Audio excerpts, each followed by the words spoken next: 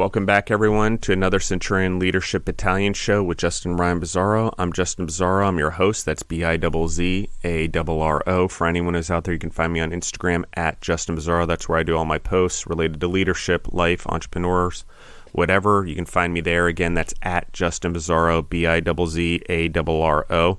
Thank you, everyone, for listening in. I know that we are relaunching the podcast, so as I record these, all the episodes that we're recording haven't even been released yet, so I'm not even sure how it's going to go as we release this, but I do feel the content has gotten better. I do feel it's more on tact. I do feel that we've really looked at how to take this podcast to the next level in terms of leadership, in terms of everyday leadership. There's a lot of great leadership coaches out there, and there's a lot of great leadership podcasts out there. However, I think what we're trying to do here is make it the everyday man leadership.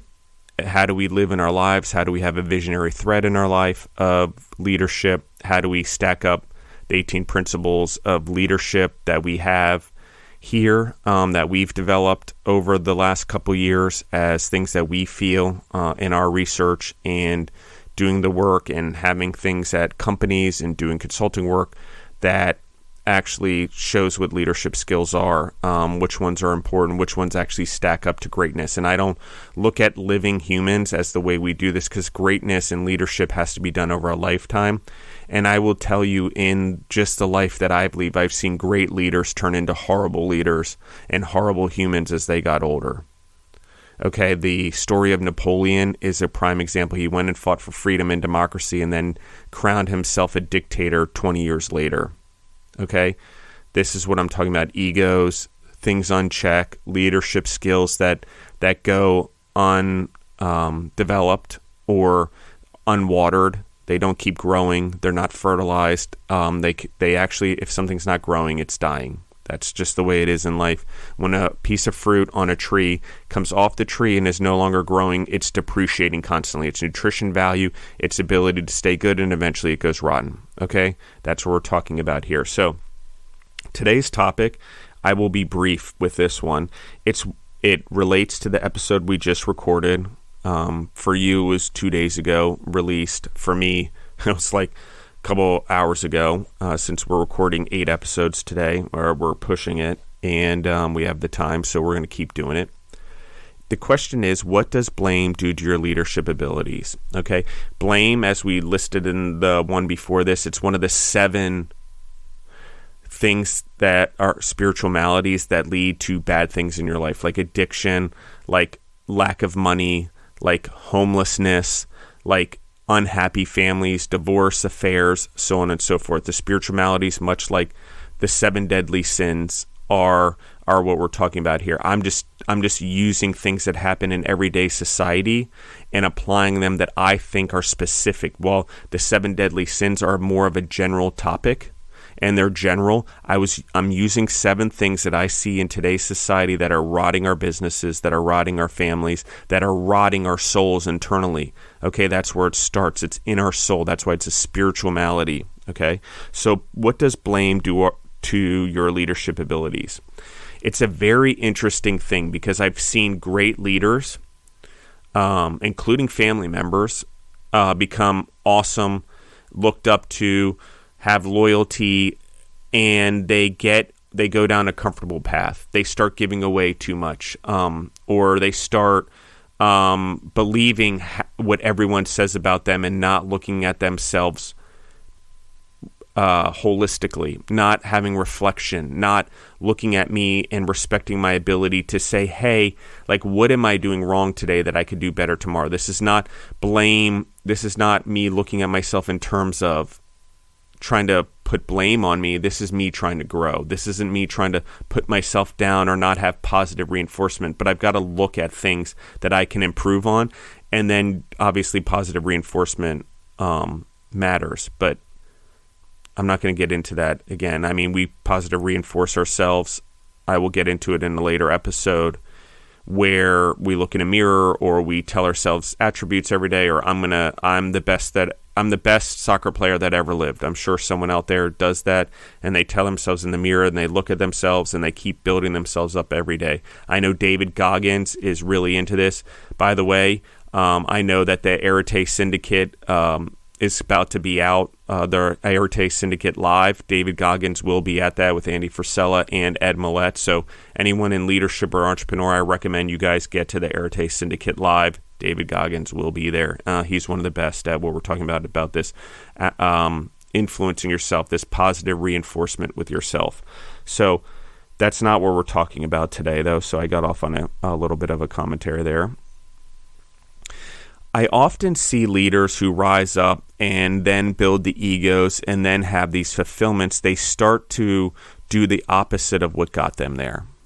What got you there is taking responsibility, taking ownership, passing on the wins, and taking the responsibility for the losses. Okay, that's different than the blame.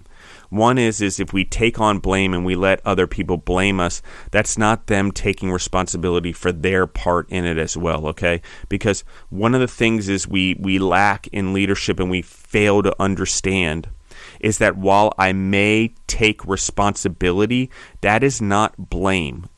We do not want to create a blame culture by the leader taking responsibility for everything. Then everything that goes wrong, they blame on the leader. And you don't want to create that cycle in your business because that creates kryptonite. You don't want to create that cycle in your family where you're constantly saying, I'm sorry, and then allowing everyone to then blame you because they know that you're going to apologize because you're always going to accept quote-unquote responsibility for what you did. You've got to draw a hard line. I've had to learn this in my whole life. What's the difference between me taking the blame and taking responsibility? Okay, responsibility is where we all know we've done wrong, but I'm saying at the end it's my fault. I'm not taking blame. I'm taking responsibility. It's my responsibility that I should have been able to make sure that you guys had better tools to succeed. Okay, and if it's a one-off and it's an individual fault, we should have caught it, or a manager or whatever. That's part of your job. And the reason I take responsibility for it is if I don't look inwardly and I don't adjust and fix the action. That's what taking responsibility actually does for a leader. It's not that I'm only leading and that I'm the one here and I don't want everyone else to have the pressure of failing, because that's not what happens. Okay, everything that happens in your business is an opportunity to grow. How do we do it? By taking responsibility for what happened. Blaming means no one's taking responsibility and they're pushing it up the chain or down the chain, depending on who the organization is. If you're the leader and you're blaming people, you're pushing it down the chain, even though you should take responsibility for it. You can't blame other people. You need to address the situation. You need to stop saying, well, blah, blah, blah did this, or, oh, your other counterpart told me this. No. There's no blaming in business, blaming in life, blaming in your community, blaming other people for history that happened to you, your family, that family member or that person didn't do. All of the blaming for things that the person didn't do. Okay? History can't be blamed on those in the present. Okay? That's just not the way it works. Okay? You can't, that doesn't belong in the work environment. Something does wrong, I do something wrong, while it's to take responsibility. And ultimately, yes, it's always the leader's responsibility to address it, to take ownership of it, to encourage ownership from his employees to take their responsibility for the things that they're doing. But I think we often get confused of being the leader and wanting to take on the responsibility and what happens when we start getting blamed. Because if you keep taking responsibility over and over and over again and not really addressing the issues or addressing the employees who are continuing to have the issues or continuing to have the problem, you can't fix them. And when we take blame sometimes, and we're constantly taking blame, we don't actually address that the employee or the person in our business or the person in our family might actually be the problem. Okay, that's where I take responsibility. It's not only, okay, that's my fault. Okay, that's my responsibility. I don't want it to be blamed on me. Okay, it's not my fault maybe, or maybe it's just my responsibility as a leader to fix it. But either way, it does become my fault. It does become my responsibility when I don't exit that person out of the organization because I'm allowing them to blame, or I'm allowing them not to take responsibility for their action.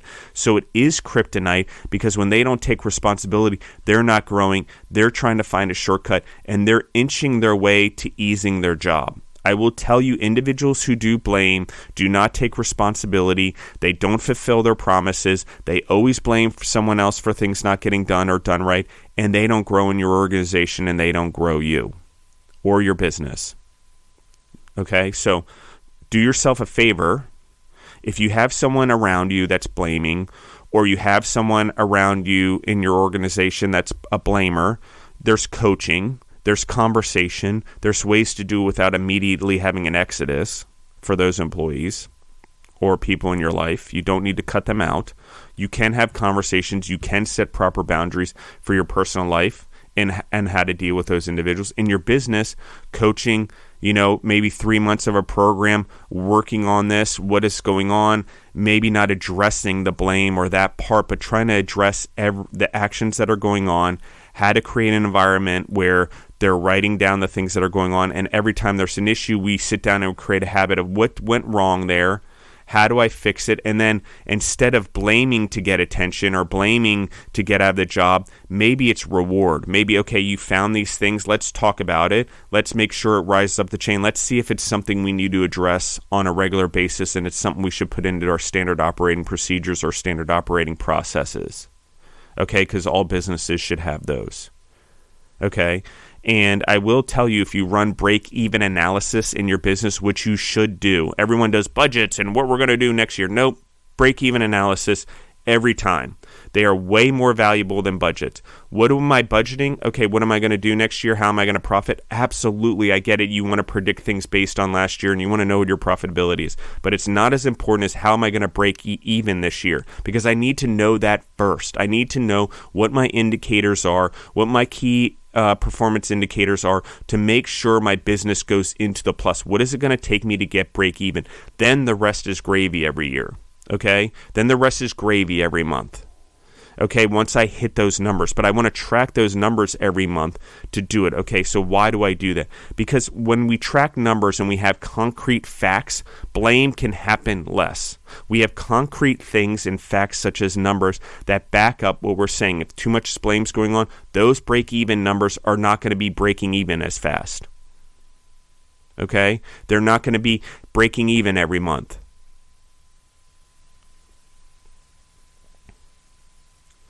The thing about doing this, and I'll actually probably do a podcast on this, on the break-even analysis. Why is it important for your business? But when we allow others to blame us, when we don't see the difference between ownership of an issue and blaming someone of an issue, okay? Ego is where I blame other people. It's not my fault. My ego can't take it. My insecurities can't take it. I'm going to blame someone else, okay? Taking responsibility and allowing a leader to take responsibility and do a leadership job is where I take ownership of what I did, and I'm like, I messed up, and leaders like, you know what? We all learn. At the end of the day, it's my responsibility in this organization to make sure you have the tools that you need to succeed. So let's take this as a learning lesson, another fucking opportunity to grow, or another fucking growing opportunity if you believe in AFCO. And how do we take this, and I'll take responsibility and make sure that this doesn't happen again. That's what I'm talking about. Responsibility is I take it on and I make sure it doesn't happen again. If I'm taking on blame, I'm like, okay, it's my fault, and that's the end of it. I'm sorry, bye. Okay, nope, that's not what I'm talking about here. And I hope everyone can see the difference. Blame is I'm blaming everyone for something I did or I should be doing. I'm escaping something because I have an insecurity. I'm not taking responsibility. I'm blaming my parents for what I'm doing now. It's my parents' fault.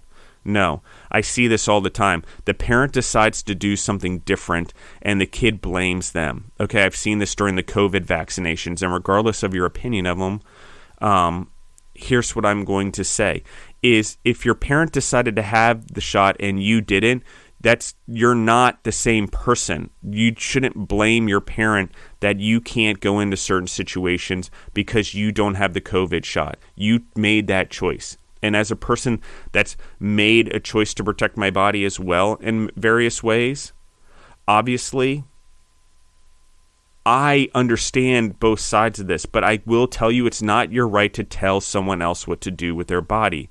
And you can't blame them when you can't go places, but they still do. It's not their fault. They are not there to fight for you. Your parents aren't there to stick up for you for the rest of your life. Believe me, I was in business with my family for a long time and my father, and he had trouble with being my father and being my boss in a lot of ways. In some ways, he tried so hard to demonstrate to everyone he was my boss and that he wouldn't treat me the same as everyone else, that he treated me worse than everyone else. And he blamed me for a lot of things and put a lot of quote unquote responsibility on me that he didn't do everyone else because he wanted everyone to see how much harder I worked or how much harder I had to do. But in the end, it doesn't matter. Okay, when it comes out in blame or it's Justin's fault and he needs to take responsibility and I'm not the leader of the company per se, then that doesn't work, guys. It doesn't matter if it's your kid or whatever. I'm using a father-son relationship as an example, and I'm using something personal to me as an example. Because I will say that as I've seen the leaders and mentors in my life get older, they went from taking responsibility and ownership to blame. A lot of individuals I looked up to in food service and at food service partners and across the world, as things happened in COVID, we went into a victimization blame game and everything was everyone else's fault. And it destroyed companies. It destroyed perfectly good humans. And people I had a lot of respect for once, I no longer have respect for. Truth. Blaming everyone else usually comes out of the spiritual maladies, particularly the symptoms. Okay? We also then compound it. So we blame. Then we got the spiritual malady. Then we have symptoms like alcoholism or drinking, needing to leave work every day and have a drink. Then that drinking becomes more often, or we're using an excuse as executives to get out of work early and earlier when we're on the road to have these drinks. And then we're blaming the organization or we're blaming the leader because he isn't who we thought he was and he isn't what... Hold on, you're responsible for your business as a manager, okay? I get it, you want to blame the leader, but at the same time, you need to look at yourself because you're ruining your life, you're ruining the lives of those around you, and you're ruining a business, and shame on you, seriously. Because you're not taking responsibility for your part. You're not waking up and going the extra mile. You're not waking up and saying, hey, no matter what it is, I need to be a leader in my own life. There is no blame, and if someone else isn't taking responsibility in this organization, I'm going to, no matter where I am, whether I'm a fry cook, or I'm flipping hamburgers, or I'm mopping floors, or I'm the chief manager of a facility. Such as a facility that we had in Virginia. You have to take responsibility for what goes wrong. If the profit's not there, it's your fault. You can't blame the top. You can't blame you don't have the tools to get your job done.